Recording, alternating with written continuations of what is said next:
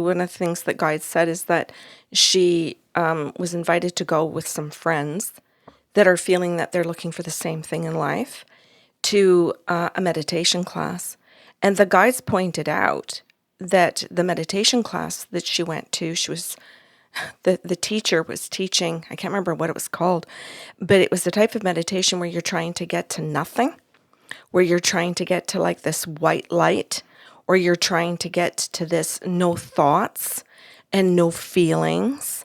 And she looked at me and she goes, yeah. And I said, and the guides, oh, go ahead. Best business plan ever. Exactly. That is the best, most brilliant business plan because it is unachievable. That's right. But you're sold this idealistic idea that you will never achieve. So, oh my God, just open wallet, recurring payment. Exactly. You're bought in for life. Yeah. And the guides said that to her. They said, oh, we want to point out that she's like going with her friends. They're all going to this class trying to attain something unattainable. And the people running it know damn well it's unattainable. And that they have forever clients as soon as they sign up and come in and think, oh, I'm here and now we got to do this. And she just sat there and looked at me and went, okay. She said, I appreciate this very much because I keep hearing from the other women that they're getting to no thing, no thoughts. Bullshit. Exactly, that they're getting there. And she says, and I would constantly say to them, not me, another week, I can't. Okay, I'm just going to point out here again in Flo's Corner. Beautiful. Yeah. Love that there is honesty about where she's at in her journey, that she's recognizing, well, I'm not there.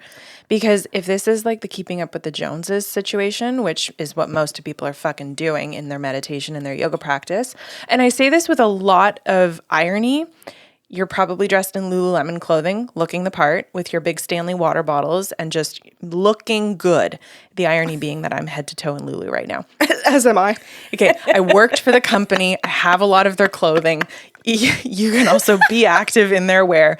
But for most people who are on this quote unquote spiritual journey, who have bought into the ideas that we're talking about, it's more about looking good, right? And I would actually challenge people who have bought into yoga and meditation practices, especially together, if you can't go in your grubby clothing with your hair not done and your makeup not done, you are not there for the practice. And we would suggest you go back and listen to some of our podcasts with Amanda Cooley in them.